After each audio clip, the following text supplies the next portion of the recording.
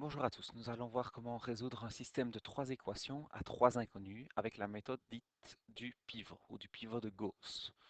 Pour cela, il est plus facile de numéroter les lignes. Je vais donc numéroter les lignes d'équation L1, L2 et L3. Il faut ensuite choisir la ligne qui nous servira de pivot et pour cela, je vous conseille de choisir une ligne dans laquelle le coefficient d'une des inconnues est 1. On constate ici que dans la deuxième ligne, le coefficient de x est 1. Je vais donc me servir de la deuxième ligne comme pivot. Ce qui signifie que dans la suite de mon raisonnement, je ne vais pas toucher à la deuxième ligne qui va rester x moins y plus 2z égale 3. Par contre, je vais faire en sorte de ne plus avoir de x dans ma première et dans ma troisième ligne. Et pour ça, je vais utiliser des combinaisons. Donc la ligne 2 est restée telle qu'elle. Mais pour obtenir ma nouvelle première ligne, je vais me servir de la première ligne de départ et de mon pivot. Je constate que pour ne plus avoir de x, il faut que je retire de ma première ligne 3 fois la deuxième ligne, puisque pour ne plus avoir de x alors que j'avais 3x, je dois retirer 3 fois le x qui se trouve dans la ligne pivot. Donc, je vais faire en sorte d'écrire une nouvelle ligne en faisant tout simplement la ligne 1 initiale, de laquelle je vais retirer 3 fois la ligne 2 initiale. Ça me permettra d'obtenir ma nouvelle ligne 1. Je vais utiliser une autre couleur pour bien les distinguer pour les étapes suivantes. Ma nouvelle ligne 1 se calcule en faisant donc la ligne 1 bleue moins 3 fois la ligne 2 bleue. Si je fais 3x moins 3 fois x, donc 3x moins 3 fois le x ici, je n'ai plus de x. Je dois ensuite effectuer les mêmes opérations pour les autres termes. Donc, je dois faire mon plus 4y moins 3 fois moins y. Alors, plus 4 moins 3 fois moins 1, ça me donne plus 4 plus 3, ça me fait 7y. Donc j'écris 7y dans la première ligne.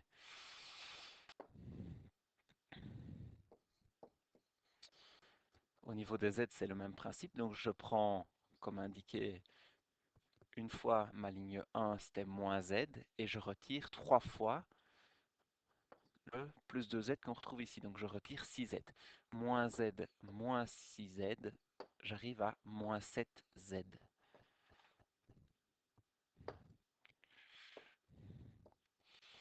Il en est de même pour le membre de droite. Donc je fais 23 moins 3 fois 3. 23 moins 9, j'écris 14. Pour la troisième ligne, puisque j'avais au départ 2x et que je dois retirer ou ajouter ma ligne pivot un certain nombre de fois, je vais retirer 2 fois ma ligne pivot, puisque dans ma ligne pivot, j'ai seulement une fois le facteur x. Donc, ma nouvelle troisième ligne va se trouver en calculant la ligne 3 de départ moins 2 fois la ligne 2 de départ. Au niveau des x, nous en avons parlé, il n'y en a plus. Au niveau des y, j'ai donc 3y moins 2 fois moins 1y, autrement dit plus 2 fois y, ça me fait 5y. Moins 4z moins 2 fois plus 2z, donc moins 4z, ça me fait moins 8z. Égale, je fais le même calcul, donc 7 moins 2 fois 3, 7 moins 6, ça me donne 1. Voilà la première étape qui est effectuée. La deuxième étape est assez similaire, mis à part que vous devez désormais choisir une ligne pivot qui n'a pas encore été choisie. Donc vous allez choisir soit la première, soit la deuxième. Comme on le constate ici, ni dans la première, ni dans la dernière, vous n'avez un coefficient de 1. Donc dans ce cas-là, vous pouvez choisir celle de votre choix, ça n'influencera pas beaucoup la suite de notre raisonnement. Je vais choisir comme ligne pivot dans l'étape dans laquelle je me trouve la troisième ligne. Ce qui signifie que je ne touche pas à ma troisième ligne, qui est une ligne pivot. La deuxième ligne reste également telle quelle, donc x moins y plus 2z égale 3. Et donc ma nouvelle ligne pivot, 5y moins 8z égale 1, je n'y touche pas non plus. Elles deviennent alors les lignes 3 et ligne 2. Il me reste à déterminer une nouvelle première ligne. Pour déterminer la nouvelle première ligne, je vais faire en sorte qu'il n'y ait plus soit de y, soit de z en me servant de la ligne pivot que j'ai choisie, donc la ligne verte numéro 3. Pour cela, étant donné que j'ai 7y dans la ligne 1 et 5y dans la ligne 3, nous pourrions faire 5 fois la ligne 1, ce qui me ferait 35y, moins 7 fois la ligne 3, ce qui ferait aussi 35y. J'aurais ainsi 35y moins 35y. Je n'aurai plus de y, c'est l'objectif, c'est le but recherché, de n'avoir plus qu'une seule inconnue. Dans ce cas-là, il ne me restera plus que des z. Je vais donc procéder de cette façon-là pour trouver la nouvelle ligne 1. Donc, le calcul en regardant les lignes de l'étape précédente sont 5 fois la première ligne, moins 7 fois la troisième ligne.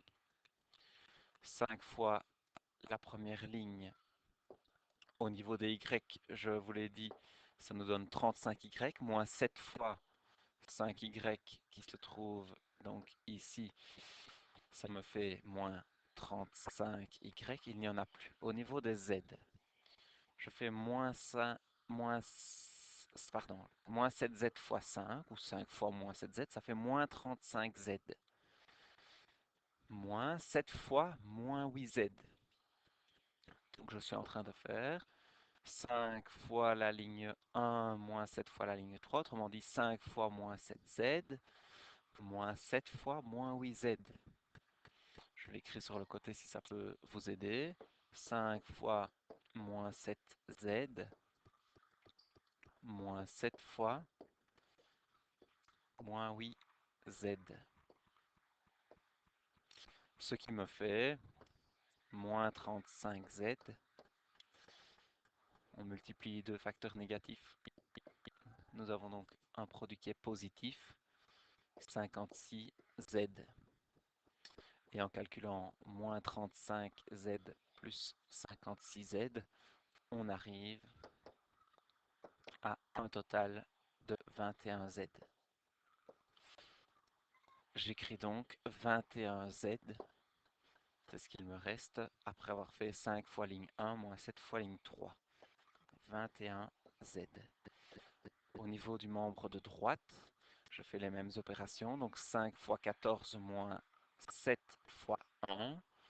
5 fois 14, ça me donne 70, moins 7 fois 1, moins 7, je trouve 63.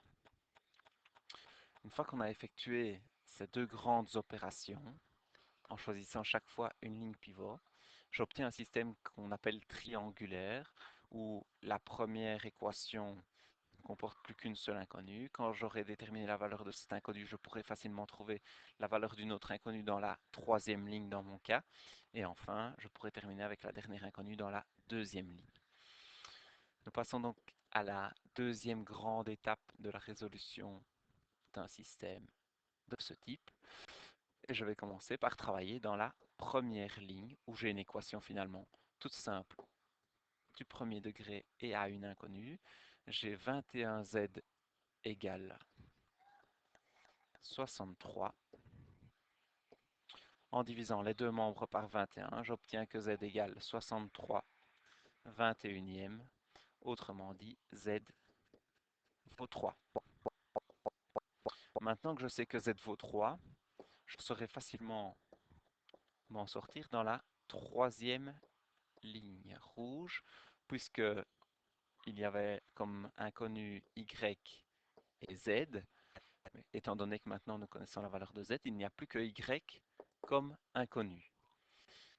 Si je remplace Z par sa valeur 3, j'ai 5Y moins 8 fois 3 égale 1, ce qui me donne 5Y moins 24 égale 1. 5Y est donc égal à 1 plus 24.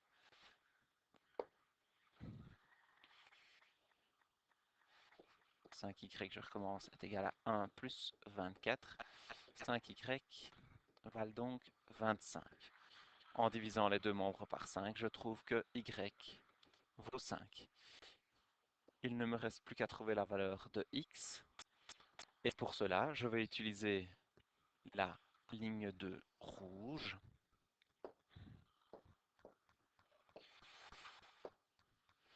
Où je remplace z par 3, y par 5.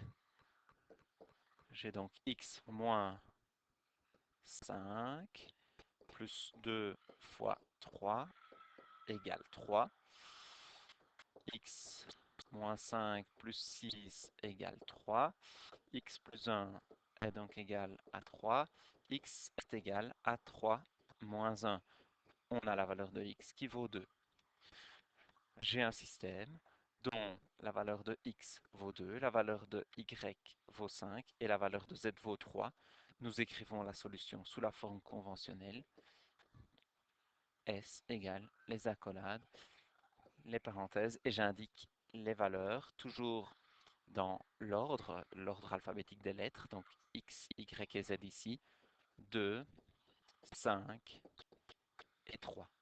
Cela signifie que mon système initial n'est valable. Les trois égalités ne sont vérifiées que si X vaut 2, Y vaut 5 et Z vaut 3. C'est la seule et unique possibilité qui permet de vérifier les trois égalités que vous aviez au départ.